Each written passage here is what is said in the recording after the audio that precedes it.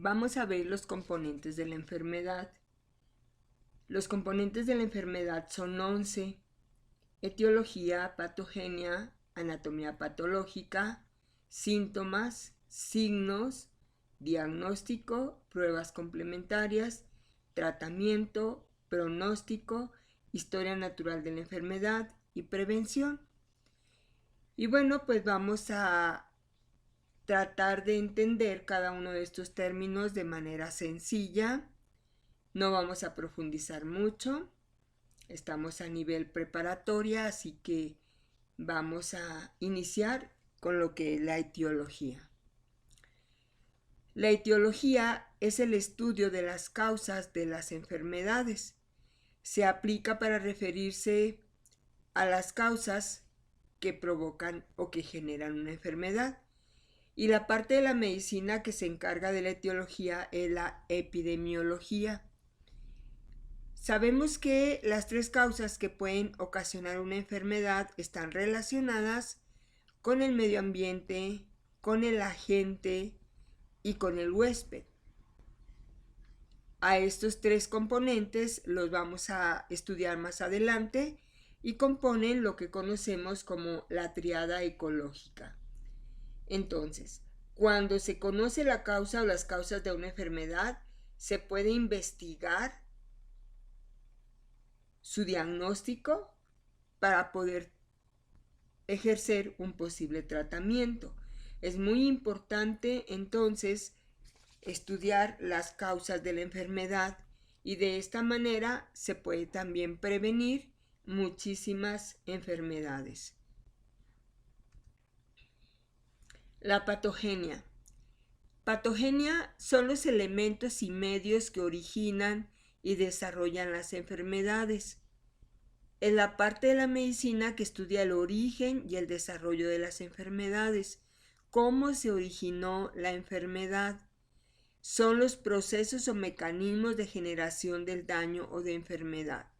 Quizás pudiéramos pensar que sería algo similar a la etiología, sin embargo, aquí más que todo es estudiar el origen, cómo se desarrolló, cuál fue el proceso o cuál fue el mecanismo y no simplemente la causa. La anatomía patológica o patología, bueno, vamos a iniciar diciendo que la palabra patología procede del griego y es el estudio del daño o del sufrimiento. Patología es patos, daño o sufrimiento. Y es la parte de la ciencia médica que se encarga del estudio de las lesiones celulares, los tejidos, órganos, de sus consecuencias estructurales y funcionales y por lo tanto de las repercusiones en el organismo. Es decir, aquí la anatomía patológica lo que me va a estudiar es cuál es la lesión que sufre la célula, por consecuencia el tejido o el órgano. ¿Cuáles son las consecuencias estructurales? ¿De qué manera se modifican esas células? ¿Y de qué manera se modifica la función? De tal forma que esto me va a causar alteraciones, trastornos o la enfermedad. La anatomía patológica es uno de los pilares fundamentales de la medicina y es una disciplina básica imprescindible para los médicos, veterinarios y todos los profesionales de la salud. La anatomía patológica comprende los aspectos de la enfermedad fundamentalmente a nivel morfológico. Y bueno, pues vamos a decir que para esta parte de la anatomía patológica, quienes se encargan de ellos son los médicos especializados en patología, es decir, los patólogos. Estas alteraciones son estudiadas con diversos métodos que abarcan desde la patología molecular hasta la patología macroscópica. Es decir, vamos a tener varias técnicas de observación, de estudio de la composición química de los tejidos, la inmunohistoquímica, o sea, de qué manera está respondiendo la célula al ataque de cierto virus, de cierta bacteria, o algún agente químico, de tal forma que la lesión que pueda provocarse la podemos ver a simple vista, una visión ocular, esto es a lo que llamamos macroscópico, pero también la parte microscópica, en donde vamos a analizar los tejidos para saber el daño que tienen las células. Las respuestas patológicas que tenemos al estudiar la anatomía patológica, vamos a observar nosotros que vamos a tener ciertas respuestas que van desde la adaptación celular, las lesiones celulares y la muerte celular. Sus causas y sus consecuencias, los trastornos del crecimiento de las células, de los tejidos y de los órganos, así como las respuestas del individuo a las diversas lesiones causadas por agentes externos e internos y de los mecanismos de reparación de estas lesiones. Entonces, esto es lo que realmente hace el patólogo. El patólogo, al hacer, por ejemplo, una biopsia, va a analizar el tejido y en ese tejido él va a observar las células, cómo o qué respuesta han tenido las células ante ciertos agentes, ante cierto ataque. Y dependiendo de esa respuesta, la célula se puede adaptar, se puede lesionar con la consecuente muerte de esta célula. Según la patología, existen 3 causas básicas que originan las enfermedades. Vamos a tener la inflamación, que incluye todas las enfermedades que terminan en itis, por ejemplo, la apendicitis. Aquí pueden ustedes observar algunas células, ¿verdad?, que empiezan a aumentar su pared celular con la consecuente inflamación, el agrandamiento de la célula. Y esto lo podemos observar en una apendicitis. Vean ustedes un apéndice normal y vemos una apéndice inflamada que posiblemente esté a punto de reventar. Y por eso, cuando una persona sufre una apendicitis aguda, se debe de atender de manera inmediata. La degeneración celular. Aquí tenemos muchas enfermedades que su terminación va a ser osis, por ejemplo la artrosis. Aquí vamos a tener nosotros una degeneración de las células, por ejemplo en este caso aquí tenemos cómo se empieza a degenerar y pues empieza a causar bastante dolor. El crecimiento celular descontrolado. Aquí vamos a incluir enfermedades que terminan en -oma como melanoma. Un ejemplo pudiera ser, aquí tenemos un melanoma benigno, lo que conocemos como un lunar, pero aquí es cuando ya se empieza a hacer difuso y es cuando podríamos decir que es maligno. Aquí vamos a tener también un crecimiento celular descontrolado, asimismo en esta región. Las respuestas patológicas, como ya dijimos al inicio, es la adaptación, la lesión y la muerte celular. Y en esas respuestas patológicas vamos a empezar primeramente por la lesión celular. Iniciamos con la lesión celular. Antes de explicarles, aquí podemos ver una célula normal y aquí vamos a ver una célula que empieza a adoptar una forma anormal por una lesión.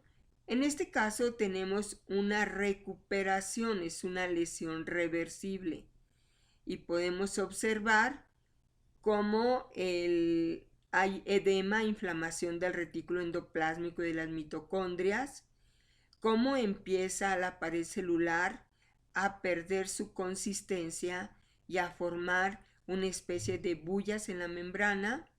Y observen también las figuras de mielina, cómo se van distorsionando.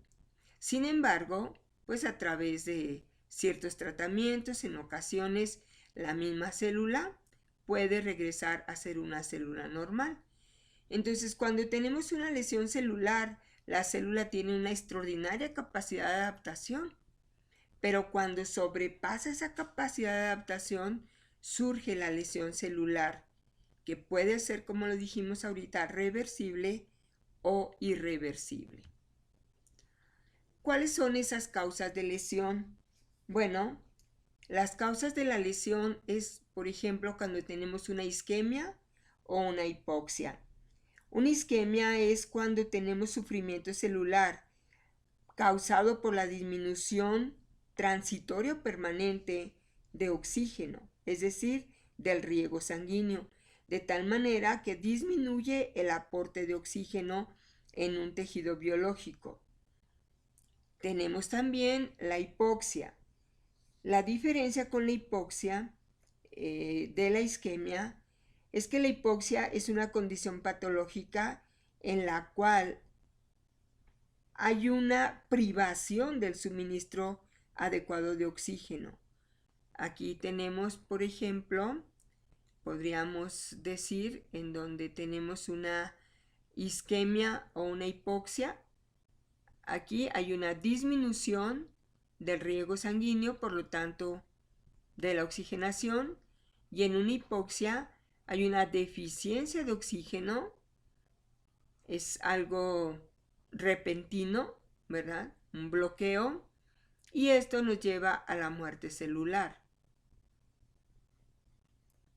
Otra de las causas de la lesión es el traumatismo. Puede ser un golpe, puede ser una quemada, en donde vamos a tener que las células se van a lesionar. Una herida en la piel también, por ejemplo, no se considera un traumatismo. Las sustancias químicas, bueno, tenemos muchísimas sustancias químicas como es el cianuro, como es el agua pesada, el arsénico, algunos compuestos utilizados como insecticidas, y hay muchas sustancias químicas que pueden también causar una lesión a las células. Agentes infecciosos, virus, bacterias, aquí tenemos una serie de bacterias, parásitos, pueden causar también una lesión celular. Las variaciones térmicas. Cuando las variaciones térmicas son muy drásticas, son muy severa el cambio, también podemos tener afección. Podríamos decir, por ejemplo, cuando hay una lesión de las meninges por cuestión de una variación térmica que puede producir una epilepsia, ahí tenemos un daño celular o una convulsión. En las radiaciones ionizantes, cuando hay personas que se exponen a radiaciones ionizantes, también vamos a tener lesión celular. Podemos hablar de los rayos X. Por esa razón, una persona embarazada no puede tomarse una radiografía porque el embrión o el feto está vulnerable o es más vulnerable a las radiaciones ionizantes. Vamos a tener también agentes inmunológicos. Tenemos algunos agentes inmunológicos como pueden ser también algunos agentes alergenos que producen una reacción inmune bastante fuerte y eso nos lleva al daño celular. Alteraciones genéticas y desequilibrio nutricional. Entonces, como ven, las causas de lesión pueden ser múltiples y que algunas con un tratamiento se puede regresar a la normalidad, pero en otras ocasiones, pues la lesión se queda, es progresiva hasta que llega, en la mayoría de las ocasiones, a la muerte celular. Aquí lo tenemos nuevamente, pero en un esquema. La lesión celular se produce incluso en muchas ocasiones hasta por el estrés, ¿verdad? Las células no son capaces de adaptarse y pues van a quedar con una lesión.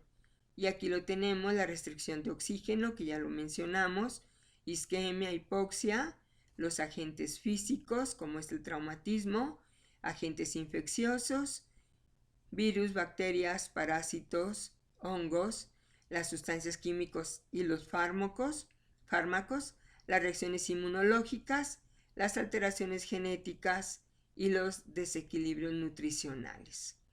Una alteración genética podría ser, por ejemplo, un riñón poliquístico.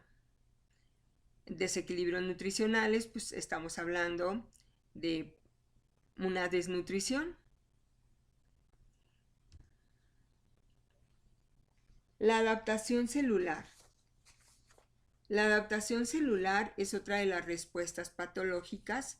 Ante diversos estímulos, la célula experimenta cambios que le sirven para adecuarse o adaptarse a ciertas situaciones. Y aquí tenemos, por ejemplo, ustedes pueden observar un monocito normal. Y aquí tenemos la adaptación a un aumento de la carga, ¿verdad? Este monocito va a sufrir lo que se llama hipertrofia. Y acá tenemos, ¿verdad?, una lesión celular, o sea, vamos a tener diferentes respuestas. Entonces, cuando una célula experimenta un cambio por X circunstancia, se va a poder adaptar. Y esas adaptaciones, pues vamos a tener lo que viene siendo la atrofia. La atrofia, que es la disminución del tamaño de un órgano por una deficiente estimulación. Cuando, por ejemplo, alguien se quiebra un brazo o una pierna y dura bastante tiempo enyesado, después de esto tiene que llevar una terapia para que las células puedan regresar a su normalidad. Entonces disminuye el tamaño del órgano porque no hay estimulación. Las células como que se deprimen, aquí podemos ver el ejemplo, células normales, y cuando sucede la atrofia, estas células se deprimen. La hipertrofia es una situación contraria en la que aumenta el tamaño del órgano, pero va a ser por sobreestimulación. En una sobreestimulación, aquí tenemos, por ejemplo, una hipertrofia, en donde observamos que hay un aumento del tamaño del órgano. ¿De qué se deriva esto? Del aumento del tamaño de células que forman el tejido. No aumenta el número de células, simple y sencillamente aumenta el tamaño en una hipertrofia. Que esto es lo que pasa, por ejemplo, en una hipertrofia fisiológica, cuando un atleta hace demasiado ejercicio, sus músculos pues, están hipertróficos. Pero pues también tenemos la hipertrofia patológica, que ya es causante de enfermedad. Tenemos la hiperplasia. En el caso de la hiperplasia, va a aumentar el número de células en el órgano, haciendo que aumente su tamaño. Y bueno, este puede ser también el resultado de un proceso fisiológico hormonal, como cuando aumentan las mamas durante la lactancia materna. O puede ser algo fisiológico, por ejemplo, cuando hay un proceso compensatorio porque se retira una parte del hígado. Pero también puede ser un proceso patológico, en el caso de cuando por estimulación hormonal aumenta de tamaño el endometrio por la presencia de un tumor ovárico, por ejemplo. Entonces, cuando hablamos de hiperplasia, aquí tenemos la hipertrofia y aquí tenemos la hiperplasia, donde sí hay aumento del número de células. Y bueno, pues tenemos también lo que viene siendo la metaplasia. La metaplasia es cuando el tejido cambia por otro. es el resultado generalmente de una agresión. Vamos a ver, por ejemplo, en el caso de las personas fumadoras, donde la sustancia química del tabaco al quemarse empieza a dañar las células. Eso estamos hablando de una agresión. En este caso, las células tratan de adaptarse, no lo logran y entonces el tejido empieza a recibir la agresión del humo. Entonces el problema en la metaplasia es que es muy susceptible esas células, ya van a ser muy susceptibles a ser malignas, es decir, a desarrollar un cáncer. Entonces cuando tenemos metaplasia, generalmente es porque ya hay el desarrollo de un cáncer. Y bueno, dentro de estas respuestas celulares también tenemos la muerte celular. Cuando todos los mecanismos de adaptación y de resistencia se agotaron, entonces sobreviene la muerte celular y la célula va a morir de dos maneras diferentes. Tenemos cuando la célula se destruye por una causa patológica, se le llama necrosis, y cuando la célula cumple su tiempo de vida media, ya esto se le llama apoptosis. Entonces vamos a tener aquí la necrosis, que ya dijimos que es la destrucción patológica de la célula. Tenemos la apoptosis, cuando la célula llega al ciclo, al término del ciclo de su vida media y empieza solita a destruirse. Y tenemos la tesaurimosis, que esto realmente se refiere a una célula que empieza a morir, pero porque empieza a acumularse alguna sustancia de depósito. Aquí tenemos, ustedes pueden observar esta célula y cómo tiene un círculo que la está de alguna manera ahogando, podríamos decir, ¿verdad? Y se consideran enfermedades de depósitos, como podría ser, por ejemplo, cuando la grasa se deposita en las células de una vena o de una arteria. Eso fue en relación con la anatomía patológica. Sé que son muchos conceptos nuevos, pero esto es solamente la introducción a lo que ustedes pretenden estudiar. Y bueno, el cuarto componente es el síntoma clínico. Un síntoma es la percepción o cambio subjetivo que se puede reconocer como algo anormal o causado por un estado patológico de enfermedad. Por ejemplo, me duelen los ojos, me duele la cabeza, tengo dolor en los músculos, tengo náuseas, tengo vómitos, traigo comezón, tengo mucho dolor en las rodillas. Y bueno, son situaciones que el paciente está refiriendo. A eso le vamos a llamar síntoma clínico. Todo lo que el paciente refiere, que puede ser relacionado con una enfermedad. Ejemplos de síntomas: tenemos por ahí la sensación de que tienes temperatura corporal, incluso fiebres, escalofríos, a esto se le llama distermia, el mareo, la náusea, el dolor de cualquier parte de tu cuerpo, como lo dijimos ahorita, la somnolencia.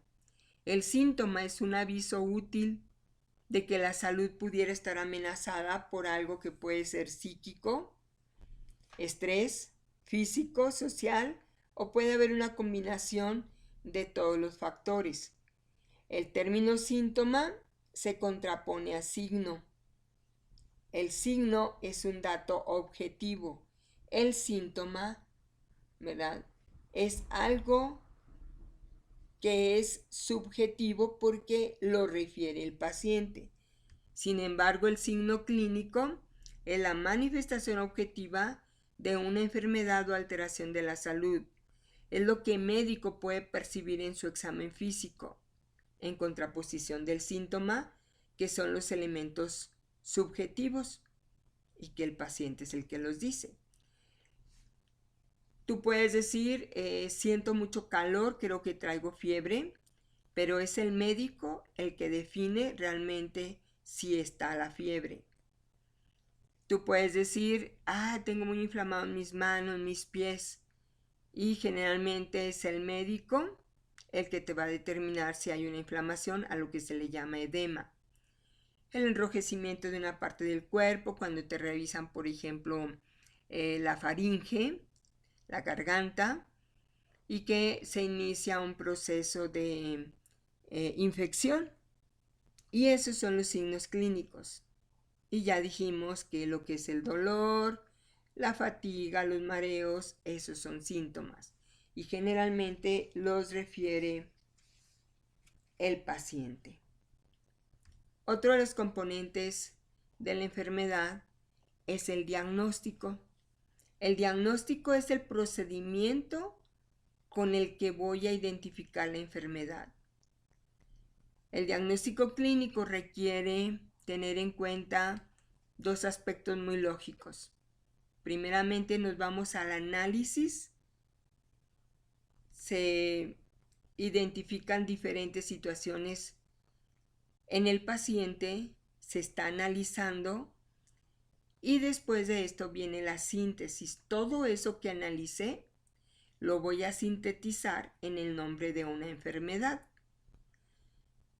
Y para ello voy a utilizar diferentes herramientas como la anamnesis, que viene siendo la historia clínica, la exploración física y todo lo que vienen siendo las exploraciones complementarias. Más adelante las vamos a ver. Los diagnósticos médicos se establecen a partir de los síntomas que refiere el paciente, los signos que son los que determina el médico y todos los hallazgos de las exploraciones complementarias para saber qué enfermedad padece una persona. Los tipos de diagnóstico. Vamos a tener el diagnóstico diferencial.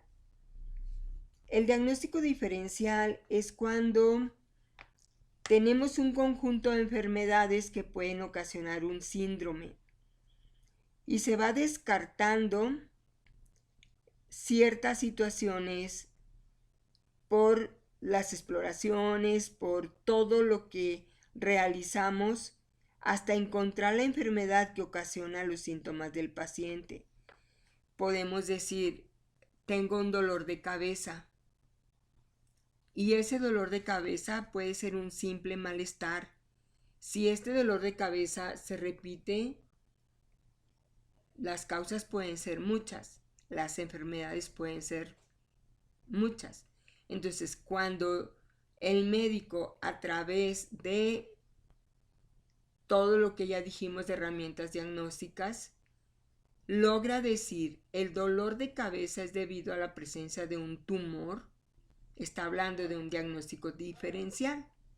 O cuando dice el dolor de cabeza es debido a que la presión sanguínea es muy alta, o sea, es una persona hipertensa y está logrando hacer un diagnóstico diferencial, porque un dolor de cabeza se puede deber a muchas situaciones. Un diagnóstico precoz. El diagnóstico precoz normalmente lo hace el médico familiar. Tú vas al consultorio por primera vez y hablas de tus síntomas, el médico te revisa, determina tus signos y te dice, trae una faringoamigdalitis, o trae una colitis, o trae una gastroenteritis. Y bueno, es un diagnóstico precoz. ¿Por qué? Porque se está haciendo basado solamente en síntomas y en signos que en ese momento el médico conoce. Un diagnóstico clínico es el que se establece mediante la anamnesis, la exploración física, las exploraciones complementarias y vamos a decir que tiene menos certeza que el diagnóstico patológico. Y el diagnóstico patológico es el diagnóstico anatomopatológico histológico, que es cuando se hace una biopsia, que es cuando se ofrece un diagnóstico definitivo, por ejemplo, cuando hablamos de cáncer. Y bueno, en esta ocasión vamos a realizar algunas actividades referentes a estos primeros 6 componentes de la enfermedad. Y en la siguiente clase vamos a ver los otros componentes de la enfermedad que nos faltan. Muchas gracias.